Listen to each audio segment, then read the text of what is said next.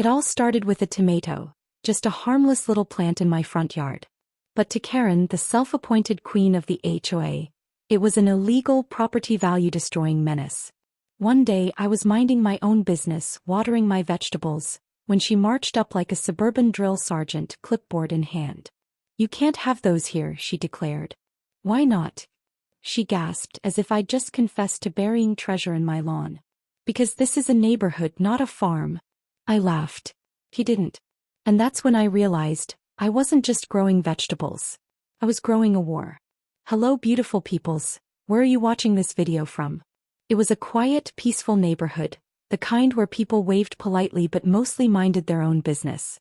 Yards were well kept, driveways were free of clutter, and the most scandalous thing that ever happened was Mr. Thompson's holiday lights staying up until March. Life was good. That is, until Karen decided it was her personal duty to enforce every real and imaginary rule of the HOA. Karen wasn't just a neighbor. She was a force of nature. The type of person who could turn a slight breeze into a full-blown hurricane of complaints. With her ever-present clipboard, pursed lips, and the unshakable belief that she alone understood the true spirit of the community, she roamed the sidewalks like a self-appointed sheriff. The first time she confronted me, it was over something ridiculous. A garden gnome near my front porch. I was watering my plants when I felt the weight of a stare. Turning around, I saw her standing there, arms crossed, mouth curled in disapproval. "That gnome," she said, pointing like it had personally offended her, "is not HOA approved." I blinked. "It's a decoration. It's an eyesore." She scribbled something down on her clipboard with the enthusiasm of a traffic cop handing out speeding tickets. "I'll be filing a complaint." I wanted to laugh. A grown woman, practically hyperventilating over a gnome. Instead, I shrugged it off, figuring she'd get bored and move on to her next victim. But Karen never got bored. Karen thrived on control. A week later she was back, this time with a deeper grievance. "My vegetable garden. This is unacceptable," she declared, staring at my neat rows of tomatoes and peppers like they were a crime against humanity. I frowned. "What's unacceptable?" she gasped, as if the answer was obvious. "You can't have vegetables in your front yard." I glanced down at my plants. "Pretty sure I can." She clutched her clipboard tighter. "No, you can't. This is a neighborhood, not a farm." I raised an eyebrow. "Show me where it says that." Karen's eyes flickered just for a second. She hadn't expected me to challenge her. But she recovered quickly, adjusting her stance like a lawyer preparing for a big case. "The aesthetic standards of the HOA prohibit anything that disrupts the uniform appearance of the community." Vegetables disrupt the uniform appearance? They do here. It was then that I realized what I was dealing with. Karen wasn't just an HOA stickler, she was on a power trip. And she wasn't going to stop until she bent everyone to her ridiculous standards. I had two choices: give in and let her dictate what I could grow in my own yard, or stand my ground and prepare for battle. I chose battle. The first violation notice arrived in my mailbox like a ransom letter. Folded neatly in an envelope stamped with the HOA's official seal, it listed my offense in bold, capitalized letters: unauthorized vegetables. I read it twice just to be sure I wasn't hallucinating. Unauthorized vegetables? What did they think I was growing? Illegal contraband? Were my tomatoes part of some underground produce smuggling ring? Karen, of course, was already lurking nearby, arms crossed, waiting for a reaction. I could almost hear her thoughts. "This is it. This is the moment he breaks." I waved the paper at her. "Seriously?" She tilted her head in mock concern. "The rules are the rules." "What rules?" "There's nothing in the HOA guidelines about vegetable gardens." Her lips curled into a tight smile. "It falls under unsightly additions to front yards." I stared at her. "You think fresh vegetables are unsightly?" She sniffed. "They disrupt the uniform aesthetic." "Right. Because nothing ruins the look of a suburban street like a few homegrown bell peppers." I knew arguing wouldn't get me anywhere, so I shrugged and went back inside. But Karen wasn't finished. The next morning I found her on my lawn, measuring my plants with a ruler. I stepped onto the porch, coffee in hand. "You okay there?" She straightened, clipboard in one hand, tape measure in the other. "Your plants exceed the acceptable height limit." I blinked. "That's not a thing." "It is now." I glanced toward my neighbor Tom, who was peeking over his fence, barely containing his laughter. He gave me a thumbs up. Good luck, buddy. Karen scribbled furiously on her clipboard. You'll be receiving a fine. For what? Non-compliance. I couldn't help it. I laughed. You're fining me, for vegetables? She nodded sharply. I suggest you remove them before it escalates further. Oh, it was escalating all right. But not the way she thought. Because if Karen wanted a battle, she was about to wasn't about to let Karen win. But I also knew that direct confrontation would only fuel her HOA dictatorship. No, if I was going to fight back, I had to do it strategically. First, I checked the actual HOA rulebook. I spent an entire evening flipping through pages of tedious guidelines about mailbox heights, fence colors, and approved shades of beige for front doors. Nowhere, absolutely nowhere, did it say a single word about vegetable gardens. The next time I saw Karen, she was on the sidewalk, arms crossed like she was guarding Buckingham Palace. I smiled. Hey Karen. Quick question. Where exactly in the HOA rules does it say I can't have a vegetable garden? She faltered for a second. It's implied under aesthetic regulations. Oh, because I read the rulebook cover to cover last night. Funny thing, there's nothing about vegetables. Her nostrils flared slightly. The HOA board has the discretion to enforce community standards. Right, but only based on actual rules, not personal opinions. That was the first time I saw the tiniest flicker of doubt in Karen's eyes.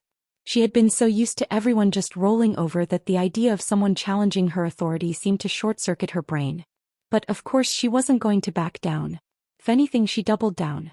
The next day I received another violation notice, this time for unauthorized landscaping modifications. Karen had officially upgraded my vegetable garden to a landscaping crime. Fine. She wanted a game I was going to play. I started by making small adjustments. I added tiny decorative signs next to each plant that read things like 100% HOA compliant shrub, certified non-threatening tomato, Karen safe lettuce.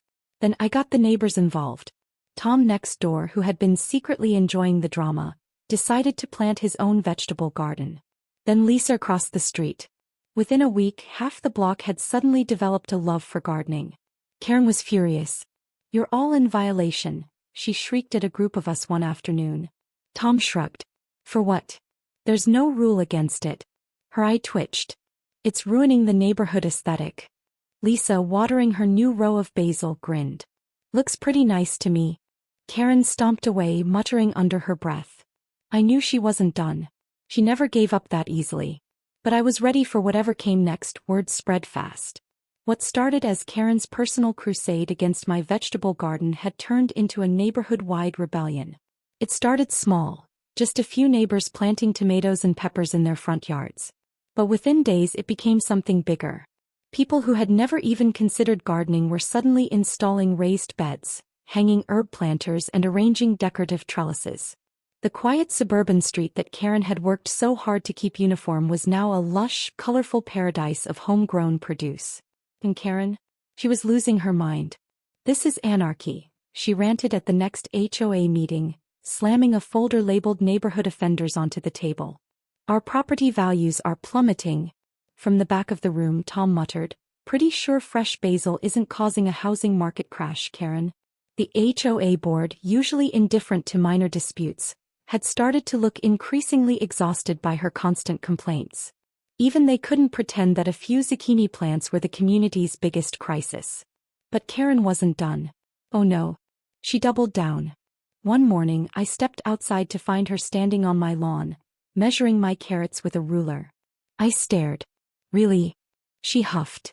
These exceed the acceptable height for non-ornamental plants. I folded my arms. You just made that up. She ignored me and snapped a picture. You'll be receiving another notice.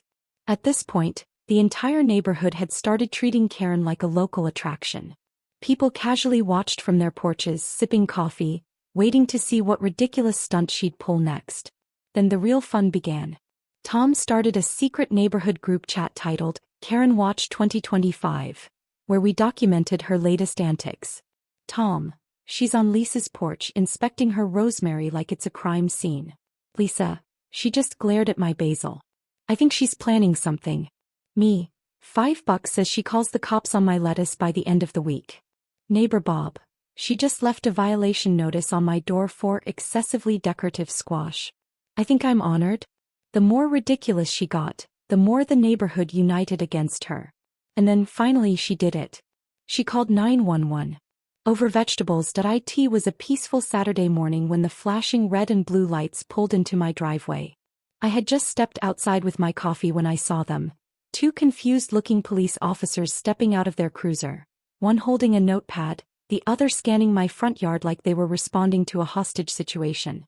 Behind them, standing with her arms crossed and a look of smug satisfaction, was Karen. I sighed. Let me guess. She called you? One of the officers nodded, clearly regretting whatever life choices had led him to this moment. We got a report of an illegal agricultural operation? I stared at him. You mean my tomatoes? Karen stepped forward before he could respond. This entire yard is a violation. He's growing vegetables in plain sight. It's against HOA regulations, it's lowering property values, and it's a public nuisance. The officer gave her a slow, measured look. Ma'am, is there any actual crime happening here? Karen stiffened. It's a violation of our community standards. The other officer pinched the bridge of his nose. That's not a police matter. Karen gasped as if they had just announced they were on my side. So you're just going to let him get away with this? The first officer turned to me. Sir, do you have any actual legal complaints against you? I shook my head. Nope. HOA doesn't have a single rule about vegetables.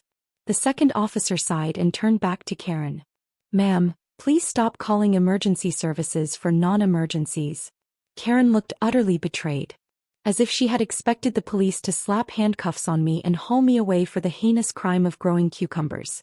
This is outrageous, she huffed, storming off toward her house. I will be speaking to the HOA board about this. He was right about that last part. That Monday she marched into the HOA meeting with a binder full of photos, complaints, and what I could only assume was a personal manifesto against home gardening. What she didn't expect was that I had come prepared too. I stood up and calmly presented my own evidence. The actual HOA rulebook, proving there was no mention of vegetable gardens. Photos of Karen trespassing on my lawn to take measurements. Screenshots from neighbors showing her harassing them over their gardens. And of course, a lovely video of her calling 911 on a zucchini plant. The HOA board, exhausted and visibly done with her nonsense, didn't take long to deliberate. They ruled in my favor. But the real cherry on top? They hit Karen with multiple violation notices for trespassing on other people's properties, harassing homeowners, having unauthorized decorations in her own yard.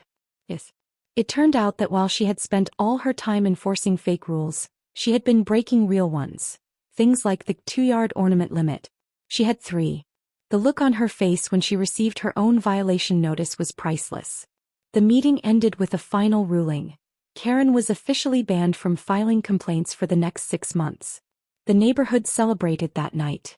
And in the ultimate poetic justice, every single house put up extra decorations, bright flowers, and, of course, more vegetable gardens. Karen didn't take her downfall gracefully. For the next few weeks, she walked around the neighborhood like a wounded general who had lost a war. Her clipboard disappeared. Her once frequent patrols became less enthusiastic. But the biggest change? She stopped talking to people altogether. At first she tried to fight back. She sent strongly worded emails to the HOA board, demanding they reconsider their ruling.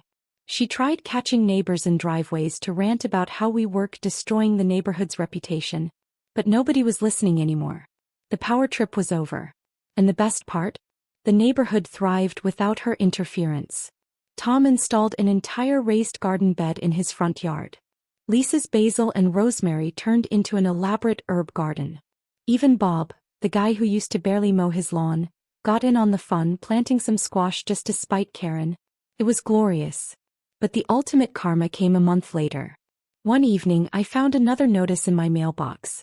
At first I thought Karen had found a loophole and was trying to find me again. But when I opened it I nearly choked on my drink. Karen had been fined by the HOA. For what? For having unauthorized yard decorations. Apparently someone had pointed out to the HOA that Karen had more than the allowed 2 decorative elements in her yard. A set of garden flamingos, a seasonal wreath, and a particularly hideous faux stone cherub put her in clear violation of the very same rules she had tried to weaponize against everyone else. The best part? She was forced to remove them, or face additional fines.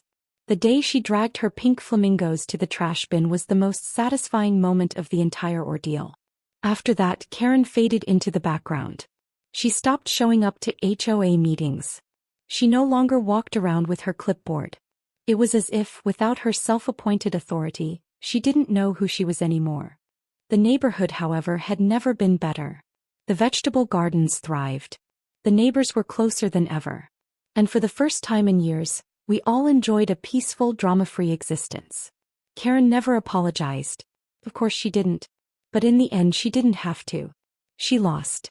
And the tomatoes won. Karen never moved away, but she might as well have. Without her clipboard and her constant barrage of complaints, she became just another neighbor. She still existed in the periphery, scowling from her window every time someone planted a new row of vegetables, but she no longer had any real power. The HOA had stripped her of her ability to file complaints for 6 months, and by the time she was allowed to again, nobody cared. The board had bigger things to deal with, and the neighborhood had moved on. And the gardens? They flourished. Tom's raised beds exploded with cucumbers and strawberries. Lisa started trading herbs with neighbors like some kind of suburban spice dealer. Even Bob, the least likely gardener of us all, managed to grow an impressive crop of pumpkins, though he claimed it was accidental. As for me, I expanded my garden. Not out of spite. Not even because I loved fresh tomatoes, which I absolutely did. But because it became something bigger. It wasn't just about vegetables anymore. It was about standing up to nonsense, about proving that ridiculous power trips don't win in the end. One evening as I watered my plants, I noticed Karen standing on her porch. For a moment I thought she might march over and start another fight. But she didn't. She just sighed, shook her head and walked back inside. And that's when I knew. The battle was over. The neighborhood was free. The grass grew a little greener. The vegetables thrived. And for the first time in a long time, we all learned how to Karen-proof our lives. A good garden, a little bit of patience, and a whole lot of petty community solidarity.